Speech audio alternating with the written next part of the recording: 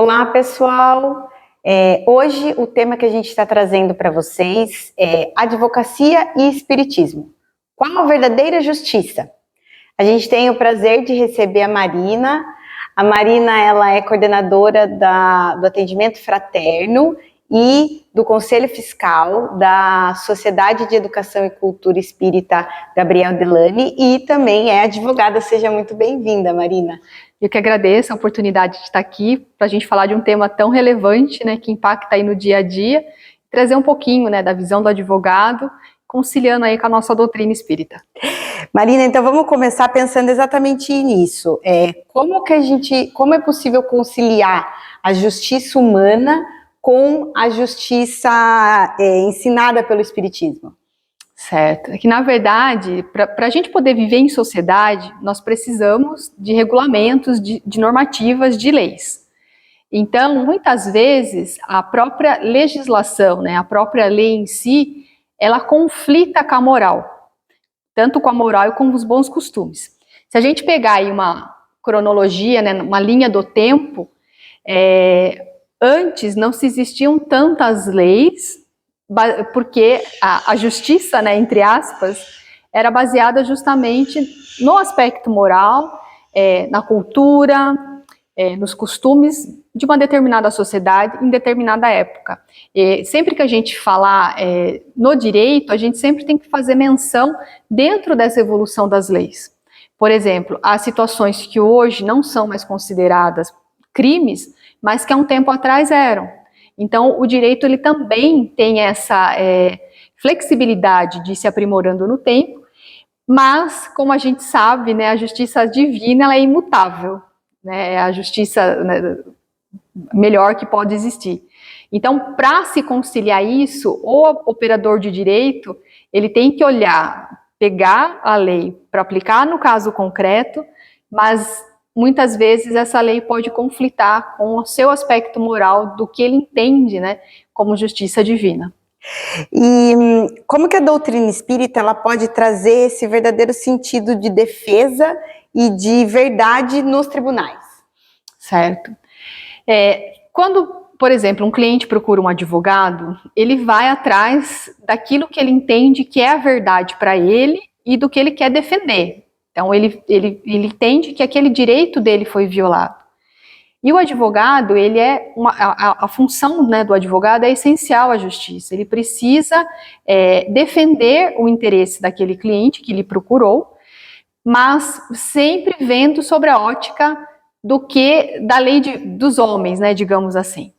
E quando ele faz, né, seja uma defesa ou seja a propositura de uma ação na defesa daquele cliente, ele vai buscar aquela reparação imediata.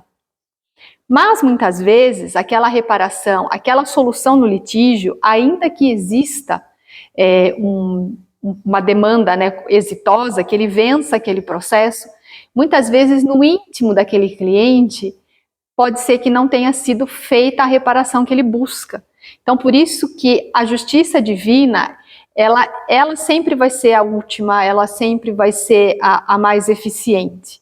Porque talvez quando a gente busque essa reparação momentânea, aplicando a lei dos homens, é para um alívio mais imediato, mas não talvez para resolver aquele problema, né, que de fato a pessoa tenha. Uhum. Então, e sem contar que quando o advogado faz isso, vai para um juiz julgar.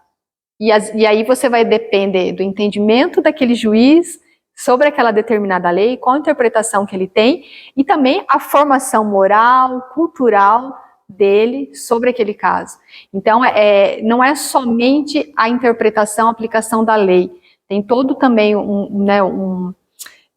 por trás, né, um amparo de toda a formação cultural, formação religiosa, formação moral do que aquele juiz do caso entende sobre aquele caso. É muito complexo, né? É uma teia, né? É uma teia de conhecimento e de cultura, como você falou, né? E de que forma você enxerga que essa consciência moral do advogado influencia nas ações deles? O advogado, ele não pode, primeira coisa, ele não pode julgar o cliente dele. Porque a gente brinca, né, que para sua mãe, para o seu advogado, você tem que falar a verdade. Então, a primeira coisa, ele tem que ser isento de qualquer julgamento. Então, aí você já começa, como advogado espírita, a exercer, né, tudo aquilo que você aprende, né? Você já está exercitando também a tua reforma íntima. Então, você tem que ouvir aquele caso, não ter o teu julgamento e ver aquele cliente como uma pessoa possuidora de direitos e que merece, né, que precisa, tem o amparo da lei para fazer uma defesa. Muitas vezes, em casos assim extremistas, né, eu não atuo no criminal, mas a gente usa de referência porque são aqueles que mais chocam a sociedade. Há algumas decisões que aos olhos da sociedade parece ser injusta ou imoral, mas na verdade o que se está fazendo ali é simplesmente a aplicação da lei. E a lei, ela tem falhas. Por que ela tem falhas? Porque ela foi elaborada por homens, né? No caso, pelo legislativo. Então, é toda, né, como você falou, uma estrutura, uma teia de emaranhados, e que o operador do direito, seja o promotor, seja o juiz ou o advogado, ele simplesmente vai aplicar aquela lei, mas não fomos nós, advogados, né, nós do mundo jurídico, que elaboramos aquela lei. E olha só, as leis elas foram elaboradas por representantes do povo, eleitos para isso.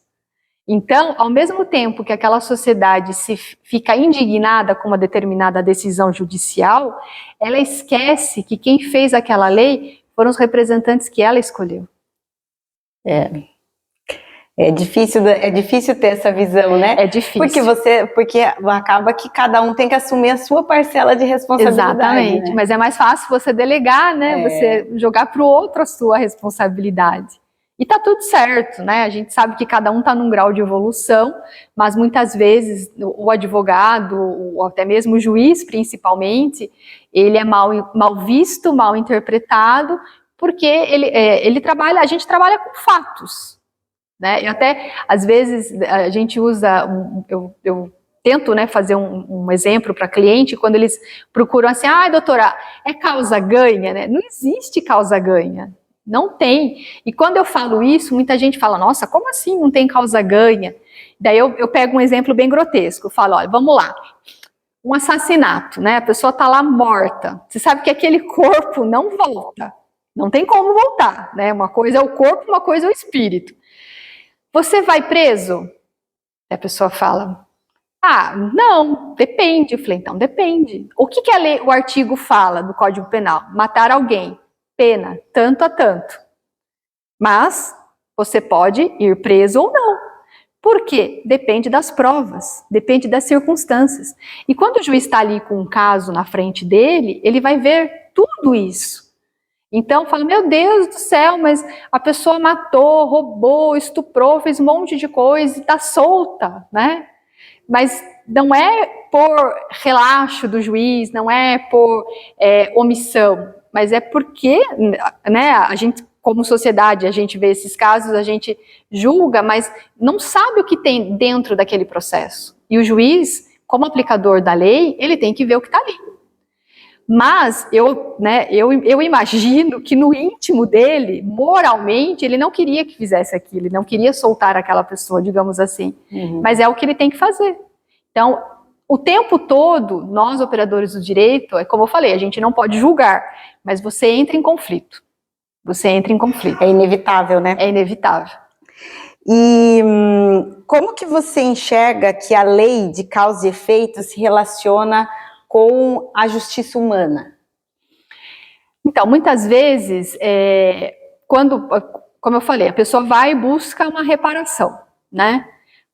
Muitas vezes, ela pode ter o êxito daquilo e não ter a razão, né? Não, moralmente falando, digamos assim, ela não ter o direito dela, mas por outras circunstâncias ela consegue. Então, ainda que ela seja vencedora, né, dentro de um processo judicial, mas se para ela obter aquela vitória, ela prejudicou alguém de uma forma injusta, de uma forma imoral, obtendo, sei lá, uma prova ilícita, falsificando algum documento, né, e tem N possibilidades aí de se obter, certamente, né, lá na frente, como a gente sabe, que é a lei natural, que é a lei divina, isso aí vai ter uma consequência. Não tem como não ter essa consequência. E você enxerga que a aplicação da lei humana na reparação, por exemplo, de um crime, e quando o criminoso ele se resigna àquela culpa e aquilo, isso também diminui esse peso do crime que ele cometeu perante a justiça divina? Sim, o que a gente, né, já estudou aí na doutrina é que quando o arrependimento de fato é sincero e a pessoa se submete muitas vezes, a tentar reparar, seja nessa ou numa outra vida, isso pode ser poupado, sim.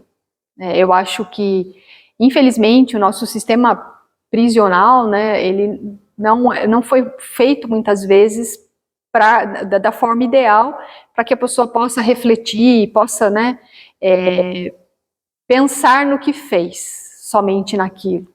E muitas vezes, quem está ali, né, não julgando, mas são fatos, já teve outras passagens, já teve outras condenações. Então a gente vê que a forma como é feito essa prestação de pena, né, são poucos os que de fato têm esse arrependimento. Mas infelizmente, né, um dia vai ter que ter esse acerto de contas, né? E o que é mais maravilhoso nisso tudo é a questão da misericórdia de Deus, porque Ele permite que você volte, que permite que você faça a reparação, claro, como você trouxe, desde que esteja de fato arrependido.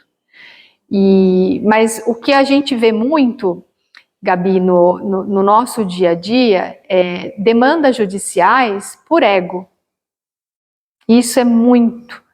Então, o ego e o orgulho, coisas que poderiam ter sido resolvidas de uma outra forma, para que um cedesse, um pedido de desculpa, olha, foi mal, não estava bem, né? Situações assim que não precisavam virar uma demanda judicial, né? Não precisavam virar conflitos de famílias, quando se tem inventário, né? O pai ou a mãe morreu, briga entre irmãos.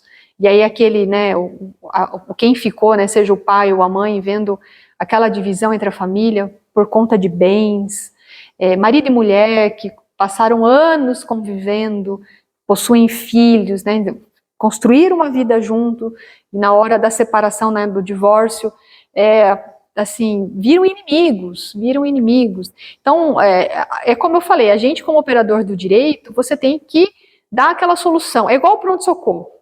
Né? Quando você vai estar com uma dor, você vai no pronto-socorro, o médico vai tratar ali aquela dor específica. Ele não vai tratar a causa daquilo. Né? A causa depois vai ter que procurar um especialista, dependendo de onde é a sua dor. E é a mesma coisa, né? O advogado, ele é como se fosse o último recurso, que na cabeça do cliente é a busca da justiça.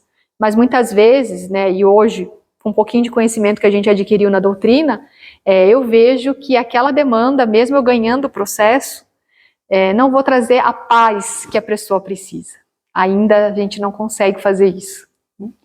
E você, como advogada e espírita, como você lida quando o caso claramente ele conflita com a moral? Já aconteceu de alguns casos assim, e aí assim, eu me dou o direito de não atuar. Eu me dou no direito de não atuar. E aí eu indico realmente outro profissional, porque não tem como. Até para não trazer prejuízo para a pessoa. Né? Até para não trazer o prejuízo para a pessoa, porque ela merece ter talvez uma defesa mais isenta, né? Então, eu prefiro realmente não estar atuando. E como que o Espiritismo pode auxiliar vocês, advogados, a lidar com esse estresse, com a injustiça, muitas vezes, né? Que você vê com esses casos conflitantes com a moral. Para aqueles clientes que permitem, né, que a gente fale um pouco da doutrina, eu encaminho tudo para o centro, né? Falo da casa espírita que eu frequento, que é o Gabriel Delany, e já ajudou muita gente. Mas para nós, advogados, é orar e vigiar. E principalmente não se envolver. Quando tem, assim, ações que envolvem criança, disputa de guarda, de filho, eu sou mãe, então aquilo mexe, porque eu sempre foco no bem-estar da criança, e muitas vezes, né, seja o pai ou a mãe, que ainda que fique com um deles não tá legal. Então é bem conflitante, assim. E aí a gente pede auxílio para a espiritualidade, para o mentor, para Deus, claro, acima de tudo, para que realmente conduza, né, as nossas ações, para que se busque o melhor, né, para que se busque o melhor para aquela família. Eu acho que eu não atuo no criminal, mas as relações familiares, elas são bem complexas também. E assim, para mim, pessoalmente, alguns casos eu aceito fazer, mas são coisas que ainda assim, eu preciso depois de vibração no grupo, preciso ir lá tomar um passe mais especializado, porque mexe com a gente, né? Não tem como, a gente é ser humano, né? Então a gente acaba, não dá para ficar 100% isento. Algo é absorvido, né? Não tem jeito. E você enxerga que a reforma íntima, ela pode ser um instrumento de evolução espiritual dentro desse contexto da atuação do direito, da operação do direito? Sim, a reforma íntima, com certeza. E eu brinco, né? Às vezes parece que eu dou um passo para frente e 10 para trás. Mas que depende da situação, né? Então, o pessoal brinca comigo que no planeta de regeneração, né, que é o que a gente está caminhando aí para ser, talvez não existam advogados. Eu falei que eu acho que não, acredito que continuaremos, né, com advogados, mas tem casos que você não pode ser pacífico, e isso para mim traz um pouco de conflito, porque tudo aquilo que você aprende na doutrina, faz meditação, você faz a prece e tudo mais, só que se você não for um advogado mais combativo no tribunal, teu cliente vai perder. Então, muitas vezes, você tem que ser um tom mais firme, um tom mais duro, mas e tudo bem, né? Depois você fala, meu Deus, né? E às vezes, algumas vezes, até um pouco ofensivo, né? E é ruim, mas não tem outra forma de ser. Não tem outra forma de ser. Eu acho que nesse ponto que você tocou, essa questão do planeta de regeneração, talvez os advogados, a profissão só vai mudar de nome, talvez eles passem a ser os conciliadores, sim, ao invés de advogados. O tribunal tem tem a possibilidade de mediação, né? Existe isso também, mas a conciliação, como eu falei, o ego, ele não permite. A conciliação, ela depende muito da outra parte, da pessoa querer. Das duas partes silenciarem o ego e enxergarem ali aquele conflito, sim, sem o interesse, sem essa influência do ego, né? Sim. E isso a gente sabe que para nós humanos é difícil, muito difícil. É difícil. Então, assim, por mais que, né, os conciliadores são treinados, fazem curso para isso, para conduzir de uma forma, mas não dá. Tanto que, assim, existe a conciliação, mas a maioria das ações que a gente faz, a gente já escreve que nem quer audiência de conciliação, né? Não quer audiência de conciliação.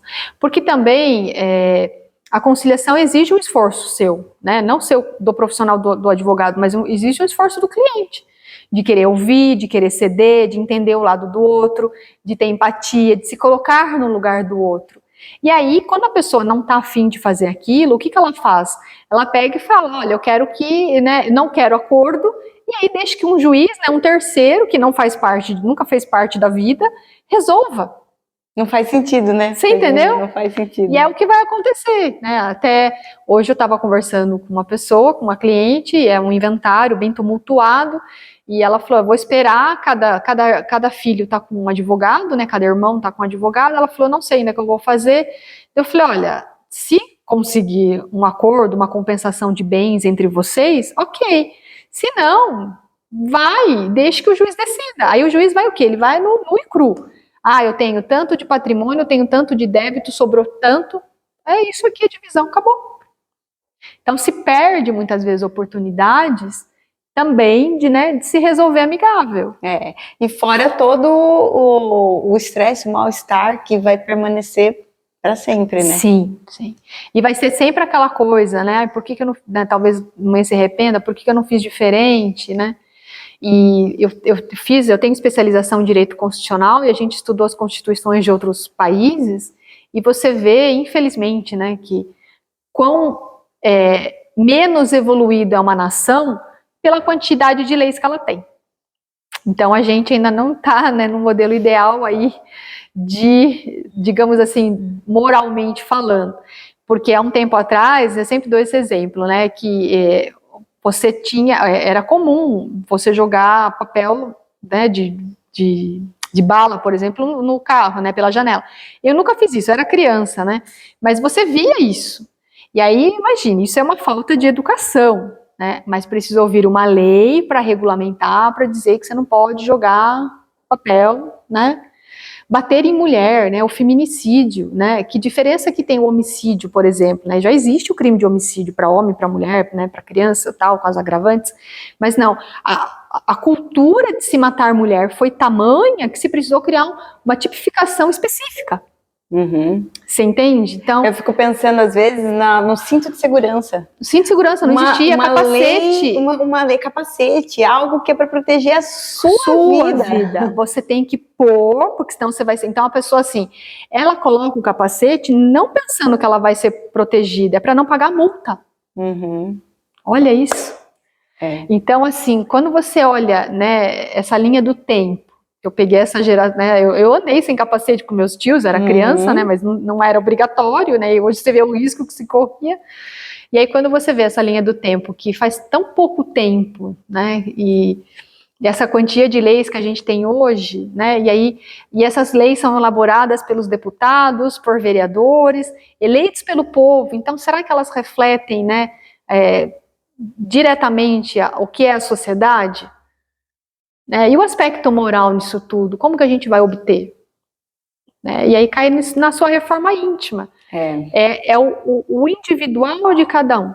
Se cada um saísse de casa, né, quando abrisse o olho, fizesse agradecimento a Deus e falasse assim, o que eu não quero para o outro eu não vou fazer, né, acho que os conflitos diminuiriam muito, muito mesmo. E a gente já estaria, provavelmente, o planeta Terra mais adiantado, já seria o planeta de regeneração. E você enxerga o direito, a advocacia como uma missão espiritual? Ah, sim. Assim, porque não... Primeiro que você tem que gostar de ler muito. E segundo que você tem que gostar de resolver o problema dos outros. O perfil do advogado, ele vai...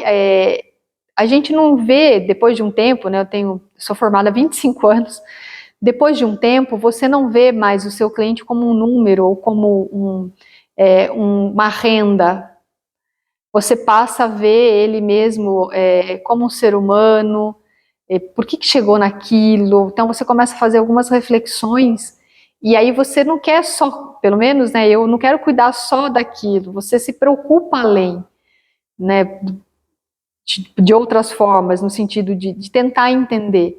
Então, é um cuidar, né? Eu vejo o advogado como um cuidar mesmo, porque quando chega no advogado, é a última instância, né, digamos assim, porque realmente talvez tenha tentado de todas as formas e não conseguiu. E quando você se oferece, né, você oferece teu auxílio, a questão da confiança, dele confiar no teu trabalho, confiar em você.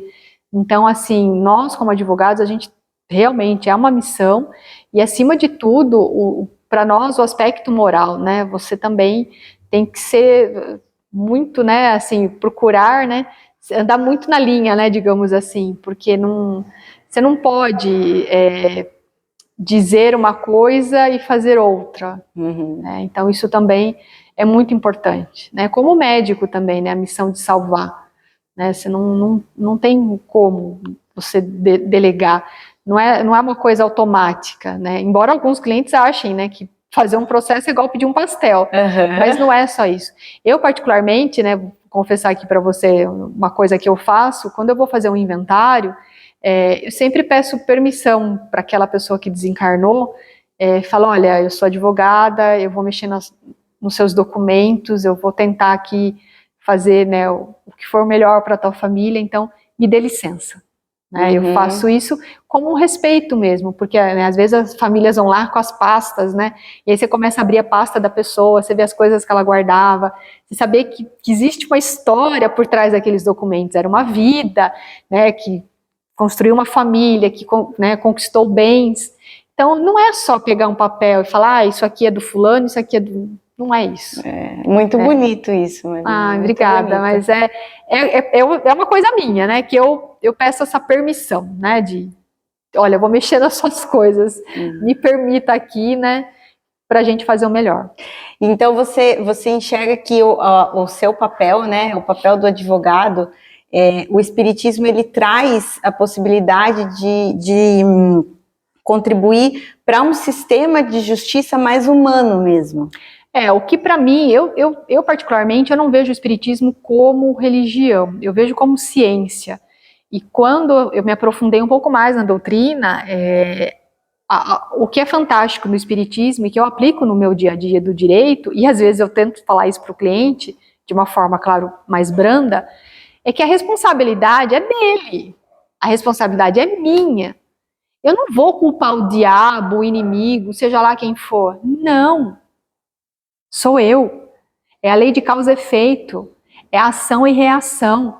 Então, quando você traz isso para o teu dia a dia, para o teu contexto, de assumir a tua responsabilidade, seja como profissional, como pessoa, e mostrar isso para o cliente, de falar, olha, então, tudo bem, a gente pode tentar esse caminho, porém, lembra que existiu tal coisa?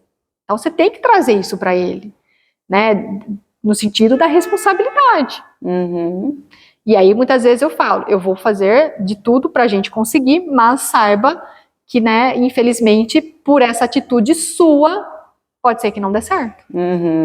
Eu acho que é um ensinamento, assim, uma noção que o espiritismo traz para a gente, sim, né, de assumir as responsabilidades, né, assumir a responsabilidade pela nossa reforma íntima, sim, né, pela atuação, tudo, né, pela atuação. E toda ação gera uma reação. Se a gente der um murro agora aqui na parede, vai doer sua mão, porque ela vai, né, a intensidade da força vai ser igual. Então não tem como, é física, né? E você enxerga que a lei humana, com esse olhar que você tem como espírita, a lei humana, ela tem possibilidade de se aproximar mais dessa fraternidade e da lei do amor que o espiritismo traz e prega?